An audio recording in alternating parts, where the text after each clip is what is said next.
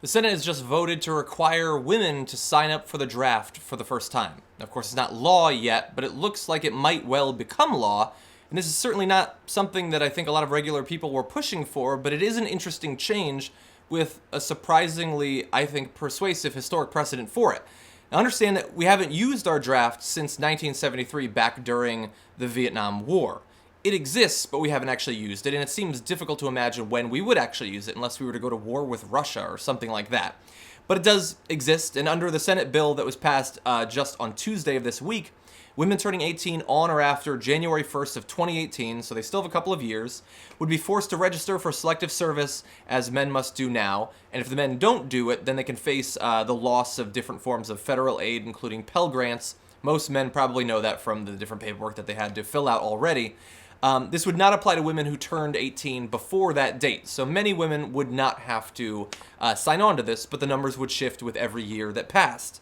Now, John McCain says, the fact is, every single leader in this country, both men and women, members of the military leadership, believe that it's fair, since we opened up all aspects of the military to women, that they would also be registering for selective services. And in fact, if you go back to 1981, the Supreme Court ruled then that women shouldn't have to register for the draft, specifically because they don't participate on the front lines of combat. Now, as part of the push for greater inclusivity for women in different aspects of society, we're becoming a little bit more feminist at the very least. Some of those frontline combat positions have been opened up, and we do have more equality in the military between men and women. And so under the Supreme Court's logic, it makes sense that then they should sign up for the draft.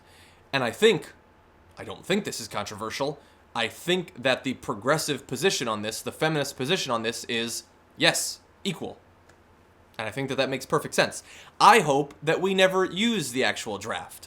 I think that it would be amazing if we didn't need to. Maybe we'll have enough robots at some point that we won't need humans. But until then, if we are equally capable of operating in all different aspects of the military, regardless if it's a high leadership position or in the front lines in the Marines or the Army, then of course we should have the same risk about going into war. And in fact, if you're a progressive and if you want to avoid war, this seems like a damn good change to the policy. Because it's very easy for war hawks to push for war, saying, well, theoretically, if it really goes tits up, the only people that are going to be sent to die are our sons. But you already had Ted Cruz bitching about this change because our little girls shouldn't go to war. That's why we don't send little girls. We send young women to war. Now it'll be, we're all in this. All the more reason to not go into stupid, unnecessary wars. And so I don't think there's going to be disagreement on this, but it is YouTube and it is politics, and so God only knows. And so let me know what you think.